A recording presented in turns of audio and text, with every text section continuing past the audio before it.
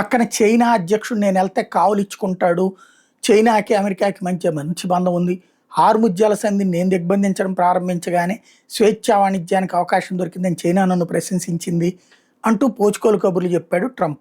తీరా చూస్తే ఐక్యరాజ్య సమితి ఆధిపత్య పునరుద్ధరణలో మరింత సముచితంగా సహేతుకంగా అంతర్జాతీయ నిబంధనలు అమలు జరిగేలా చూడటంలో చైనా రష్యా కలిసి పనిచేయాలని ఇప్పుడు జిన్పింగ్ను పుతిన్ కలిసి నిర్ణయించుకున్నారు. ముఖ్యంగా బ్రిక్స్, షాంఘై సహకార సంస్థ వంటి వాటిలో పరస్పరం సహకరించుకోవాలని అభిప్రాయపడ్డారు. అమెరికా అధ్యక్షుడు డొనాల్డ్ ట్రంప్ దూకుడుగా ఏకపక్షంగా వ్యవహరిస్తున్నారని, దానికి వ్యతిరేకంగా మన దేశాలు రెండు ప్రత్యామ్నాయాలు ముమ్మరం చేయాలన్నారు. రష్యా విదేశాంగ మంత్రి సెర్గే లావ్రోవ్ బుధవారం బీజింగ్లో తనతో భేటీ అయిన సందర్భంగా జిన్పింగ్ ఈ వ్యాఖ్యలు చేశారు.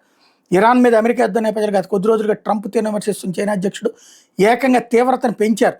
ప్రపంచం మళ్లీ ఆటవిక రాజ్యం వైపు వెళ్ళిపోకుండా నిలువరించాలి, బహుళపాక్షికవాదాన్ని, అంతర్జాతీయ చట్టబద్ధ పాలనను పునరుద్ధరించాలి, దీన్ని మనం బలంగా అండదండలు ఇవ్వాలి, మన రెండు దేశాలు వ్యూహాత్మక కట్టుబాట్లతో పరస్పర విశ్వాసంతో ఒకదానికొకటి మద్దతు ఇచ్చుకోవాలంటూ లావ్రోవ్తో జిన్పింగ్ చెప్పుకొచ్చారు.